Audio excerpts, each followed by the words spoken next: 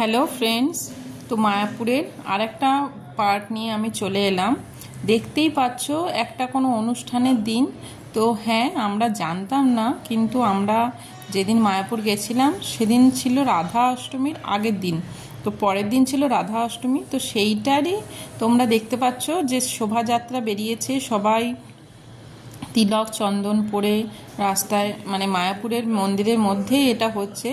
এইদিকে দেখো তোমার এই যে দেখতে পাচ্ছ গাড়িতে করে সমস্ত মায়াপুরের যে পণ্ডিতরা তারা আসছেন। সামনে দুটো বড় বড় ষাঁড়, তা ষাঁড়দের দ্বারা মানে নিয়ে আসা হচ্ছে।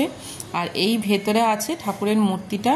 খুব সুন্দর লাগছিল সেদিন, এত সুন্দর, মানে ঠাকুরকে সমস্তভাবে ইয়ে করে, মানে আদর আপ্যায়ন করে নিয়ে যাওয়া আসা হচ্ছে। তো এটাই হচ্ছে মায়াপুরে সেদিন রাধা অষ্টমী দিনটা খুব সুন্দর কেটেছিল, আমাদের খুব ভাল লাগছিল।